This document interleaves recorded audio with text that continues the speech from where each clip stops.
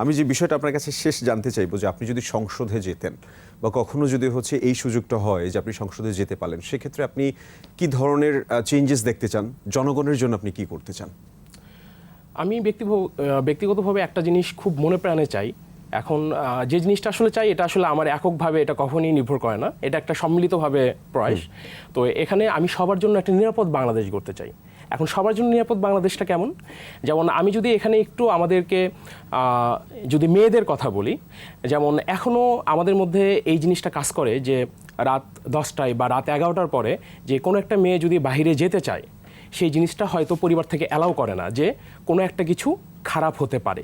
এই যে ভীতিকর অবস্থাটা, আমি এইখান থেকে আমাদের দেশকে মানে মুক্ত করতে চাই। শুধুমাত্র এই জায়গায় ভীতিকর অবস্থা নাই, একটা মেয়ে আপনার ইভেন ফেসবুক সোশ্যাল সাইটে তো তাকে তো কাটাছেঁড়া করা হচ্ছে, তাকে তো হ্যারাসমেন্ট করা হচ্ছে।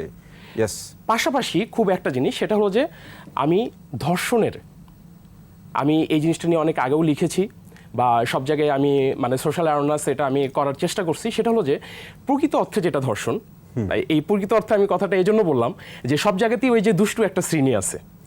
তো প্রকৃত অর্থে আমি এই জন্য বোঝাচ্ছি যে সত্যিকার অর্থেই যেটা ধর্ষণ, যেটাকে আমরা বলি, এটার খুব মানে ভয়ঙ্কর আমি একটা শাস্তি চাই। যেন আমি এরকম চাই যে আমি যদি পরপর 10 জন ধর্ষককে যদি আমি এরকম ভয়ঙ্কর শাস্তি দিতে পারি, আমি বিশ্বাস করি বাংলাদেশে আর কোনো ধর্ষকের জন্ম। আমরা আসলে অনেক ব্রুটালিটি দেখে তো আসলে সময় পার করছি। সো সেই জায়গা থেকে মানে ভয়াবহ শাস্তি হওয়া উচিত, যাতে একজন ধর্ষকের বা পটেনশিয়াল রেপিস্টের বুকে কাঁপন ধরে যায়। হ্যাঁ, আমি এই দিক থেকে মানে আমার একমাত্র বর্তমানে যেটা চাওয়া, আমি জানি না এটা হয়তো আফটার 5 ইয়ার্স বা আফটার 10 ইয়ার্স তখন হয়তো আমার চিন্তা ভাবনা আবার চেঞ্জ আসতে পারে, যে তখন আবার বাংলাদেশে কোন সমস্যাটা হইতে পারে। কিন্তু আমি বর্তমান সময়ে যেটা দেখতেছি যে এই যে আমাদের যেটা সাইবার হ্যারাসমেন্ট, বিশেষ করে মেয়েদের ক্ষেত্রে, এই জিনিসটা আমি বাংলাদেশে টোটালি আমি বন্ধ করতে চাই।